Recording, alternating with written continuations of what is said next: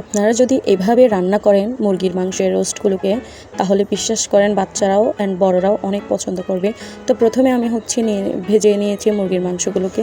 একটা বাটিতে পেঁয়াজ বাটা নিয়ে নিয়েছি, তারপর একটু আদা বাটা নিয়ে নিলাম, দেন বাদাম বাটা নিয়েছি। এখানে কাঠবাদাম, কাজু বাদাম আর চীনা বাদাম একসাথে মিক্সড করে বেটে নিয়েছি আমি, ব্লেন্ডার করেছি। তারপর রসুন বাটাও দিয়ে দিলাম, দেন টমেটো কেচাপ দিয়ে দিয়েছি। আপনারা অন্য সস দিতে চাইলেও পারবেন। তারপর টক দই, এটা মেইন, টক দইটাও দিয়ে দিলাম।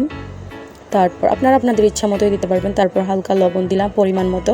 তারপর এখানে হলুদ দিয়ে দিব, মশলার গুঁড়ো, তারপর মরিচের গুঁড়ো, এগুলো সবগুলো দিয়ে একটু পানি মিক্স করে তারপর এগুলো ভালো করে মেশাতে হবে, ফাটাতে হবে, দইগুলো যেন ফেটে ফেটে যায়। তো এভাবে টক দই সব কিছু মিশে আপনাকে মেশাতে হবে। তো এটাকে ভালো করে মেশানোর পর আমি মেইন কাজটাতে যাব। তারপর আমি একটা পাত্রের মধ্যে তেল দিয়েছি, যেই অবশিষ্ট ভুনা করা তেল ছিল ওই তেলগুলাই দিয়েছি। তারপর তেজপাতা আর এলাচি দিয়েছি। দেন এগুলোকে নেড়ে চেড়ে কিছুক্ষণ রেখে তারপর ওই যে পেস্টটা তৈরি করে রেখেছিলাম ওটাও আমি এখানে ঢেলে দিয়েছি। তো ঢালার পরে এখানে একটু সামান্য পানি দিয়ে আমি এটাকে নাড়াচাড়া করে অনেকক্ষণ ধরে কষাবো, যাতে মশলার কোনো গন্ধই না থাকে। তারপর আপনি যে দুধগুলা দেখতেছেন গুলতেছি ওগুলাও ঢেলে দিয়েছি। দেন মুরগির মাংসগুলো আস্তে আস্তে দিয়ে দেব।